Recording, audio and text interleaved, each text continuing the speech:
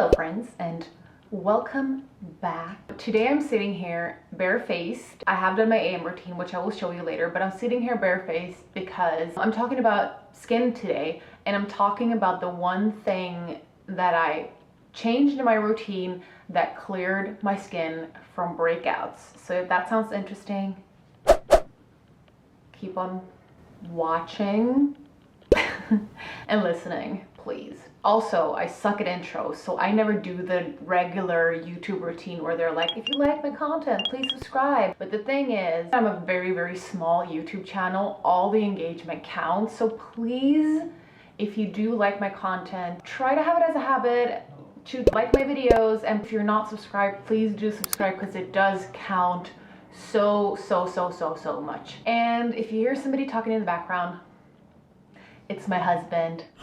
He's working from home and he's weirdly enough in meetings all day. So he's constantly speaking.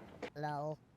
Yay for quarantine life. Let's just get into the video because I bet you're dying to hear my secret. Okay, so just for a background story, about 2.5 years ago, I started my Instagram, and back then it was a lot about skincare. Today it's all things beauty, but who cares? I started my Instagram account and it went fairly quick. I started receiving lots of PR, and you know, when you start receiving all this free product, you're like, oh my God, I have to try it all. And so I did, I tried it all. And the thing is, before I went into this thing, I was one of those people who were like, my skin is so tough. I can take anything. Like, I can put anything on it. I can exfoliate it how much I want, blah, blah, blah. Bull. I actually met a girl who is a distributor of a lot of cool K-beauty brands in Stockholm, and she was one of the people who told me, she was like, don't say that. It will not be like that forever. You can absolutely fuck up your skin. And I was like, who cares? Blah, blah, blah. I think also one of the misconceptions is that the way you fuck up your skin barrier is by like just over exfoliating, but there's lots of steps that you do that can end up damaging your skin a lot. And one thing that I wasn't thinking about was fragrance in skincare. So after a while, like a year in or something of trying on all these different products all the time, basically I started breaking out a lot of my cheeks. Now, I've had skin issues before where I've had a lot of texture on my skin. I have a video talking just about that, so I'll link that.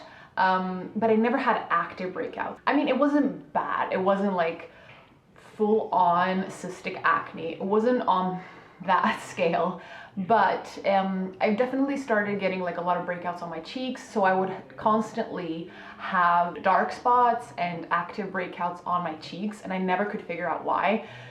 Then I started watching Skincare by Hyram and his YouTube channel, and that guy, I've learned so much. If there's one channel I can absolutely recommend you to follow, it's his channel. You will learn so much about skincare. Anyways, he was making several videos on how bad fragrance is for your skin. And I was like, yeah, whatever, but I'm not one of those sensitive people. It took quite a long while for me to realize, I was like, but hold up.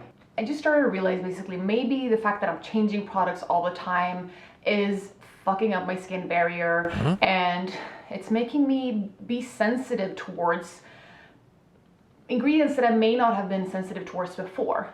I didn't have sensitive skin. I got sensitive skin. Now, I'm not a dermatologist, so I don't know if it was just me sensitizing my skin for a while due to excessive amount of different products, or if I ended up getting sensitive skin. I don't know. Anyway, so what is fragrance? Fragrance is perfume in your products. Why is it there?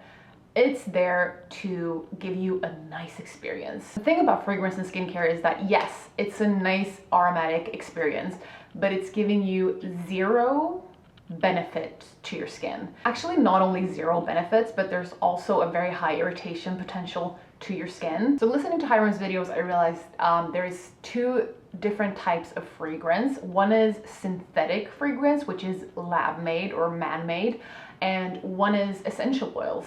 And at the time, I was using a lot of like natural skincare, organic. no chemicals. The reason why a lot of people in the skincare community hate the expression no chemicals is because everything is chemicals.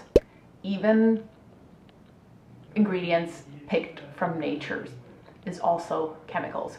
So it's highly misleading. Also, there's no type of scientific proof that just because it's synthetic or man-made that it's bad for your skin. I mean, there's a lot of things in nature that are bad for your skin. Like an example people usually speak about is poison ivy. You wouldn't let that come close to your skin, trust me. So anyway, at the time I wasn't aware, so I was using a lot of like natural, organic, no chemical type of products, and I was having a lot of breakouts on my cheeks back then. So I started researching it and I was like, probably I am sensitive towards essential oils. It took a while for me to realize that I actually am a little bit sensitive towards synthetic fragrance as well, but I'm definitely a lot more sensitive towards products that are fragranced with essential oils. So I stay the hell away from those right now. Will I stop using fragrance products? I won't. There are still products that I have in my bathroom cabinet that do have fragrance in them. Typically, I would say that I'm not as harsh with not using fragrance products when it's washer products. So when it's cleansers or masks, I don't care that much. But when it's leave-on products like toners, essences, serums, moisturizers, oils, I try to use products that don't have fragrance in them, especially essential oils. I just noticed when I started cleaning up my routine and started using non-fragrance products that I got a lot less breakouts. Usually when I use a product with essential oils or with synthetic fragrance, if I use it for my PM routine, I can see in the morning that I have like little red dots, and then if I use it over time, I will start getting breakouts. So now I know my skin well enough to know directly when I'm reacting to a product. One of the things that I also wanted to say is some people don't react to fragrance in the way that I did, which is like visibly, directly getting a reaction. There could be a lot of long-term damage to your skin that won't show up directly, but do know that even if you're not experiencing any irritation, it probably isn't great for your skin. Okay, that was it for my rant. I'm gonna scoot you over to a quick speed up of my AM routine so that you know what it looks like right now. If you're interested in seeing what products I use currently, stay for a couple of more seconds just to see. As I said, I'm gonna finish it off right now with just this message that minimizing fragrance in my routine has very much basically gotten rid of any active breakouts that I would have. I do have one or two during that time of month, but that's hormonal, so I can't really do anything about it. That was it. Thanks for watching. First step, get the hair out of the way. This is my Miin Cosmetics headband. A lot of people ask me about this, so I will link it below. First up is cleanser. I will not show this step because I cleanse my face in my bathroom, but this is my Holy Frog Tashmoo Water Lily Cleanser. I love this one because of, well, one thing is the texture. Just look at that milky, nice texture. And then second of all, it's very gentle. So it's a perfect AM routine cleanser if you ask me. So nice. Next up is my toner. This one is from Good Molecules and it's their niacinamide toner. This one is fairly new to my routine and I love it because it's got both niacinamide and vitamin C in it, which are two great brightening ingredients. So they will take care of all my dark spots. They will take care of any uneven skin tone, and the niacinamide also tightens up the pores and just gives an all-over bright complexion. I love this one. I've never seen a product so far that has both vitamin C and niacinamide in it, and so I'm stoked because I love both of those ingredients basically. Next up is this Paula's Choice Enriched Calming Toner, and yes, I'm using another toner, but let me explain. As you can see, the texture of this one is a lot thicker. I would say that the Good Molecules toner is more ingredient focused with the active ingredients in it. This one is a lot more about caring for the skin. It's thicker, it's more moisturizing, it makes the skin feel so smooth and so nice. And I don't need the steps, but I like it since the air in our apartment is very, very dry and I get dry super easily. Now we're at the serum step. This is the Very Cherry Bright Serum from Pharmacy. It's a vitamin C serum, and as I mentioned before, I love vitamin C to help brighten the complexion, but I also enjoyed this one because it's quite a sticky, thick consistency, so it does give me a lot of glow.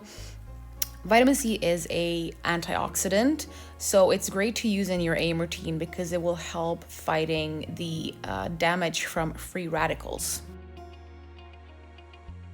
Lastly, we're of course going to apply sunscreen. This is the Pharmacy Green Defense Daily Mineral Sunscreen with SPF 30. It's important to remember the amount of sunscreen you're supposed to apply, and that is a half a teaspoon for your entire face and neck. I know it sounds excessive, but you won't get the proper protection unless you use this much. You can apply it in layers. You don't have to apply it all like I did here right away. Also, a mineral sunscreen means that it's physical blockage in here. So mineral sunscreen sits on top of your skin as a layer to protect you from the sun rays versus a chemical sunscreen that has chemical ingredients that react to the heat of the sun and then break down. So basically, a mineral sunscreen will show up more on your skin than a chemical will, but apparently it's great for sensitive skin types since you won't have any chemical reaction happening on top of your skin. So it's just better for a sensitive skin.